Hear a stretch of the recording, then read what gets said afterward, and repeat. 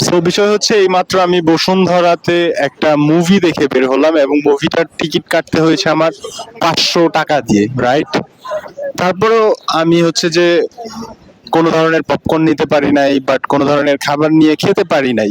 And এই জন্য আমার মনে হচ্ছিল যে হোয়াট দ্য ফাক, টাকা পয়সা নাই, আমি এখন হচ্ছে যে কিছু খাইতাম যদি ভালো হইতো, তাই না?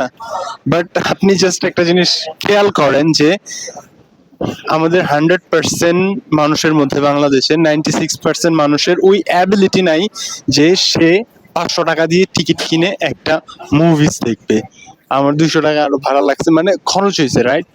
সো আমার তো এখন গ্রেটফুল থাকার কথা, কৃতজ্ঞ থাকার কথা যে আল্লাহ আমাকে 500 টাকা খরচ করে হচ্ছে যে ছবিটা দেখার মতন সামর্থ্য দিয়েছে। বাট আমি যদি এইখানে হচ্ছে যে এখন এইটা ফিল করি যে আমি 500 টাকা দিয়ে মুভি দেখছি, বাট আমি আর 200 টাকা ইউজ করে আমি পপকর্ন খাইতে পারলাম না, এটা নিয়ে যদি আমি এখন ওভার রিয়েক্ট করি, তাইলে তো আল্লাহ হচ্ছে যে আমার আরো রিজিক কমাই দিবে, মেবি। মেবি না, yeah, it's true. Actually you need to be grateful. এরকম না যে ভাবতে হবে যে যা আছে তাই ঠিক আছে, এটা আর বাড়ানো যাবে না। বাড়ানোর চেষ্টা করতে হবে, কাজ করতে হবে, নিজেকে আরো বেটার অপশনে নিয়ে যেতে হবে। এর জন্য একদম সবসময় চেষ্টা করতে হবে, কিন্তু ইয়া, কিন্তু আপনাকে গ্রেটফুলও থাকতে হবে, সাথে সাথে আপনাকে কৃতজ্ঞ থাকতে হবে। কত মানুষজন ঘুমাতে পারে না, right? So yeah, that was the message actually.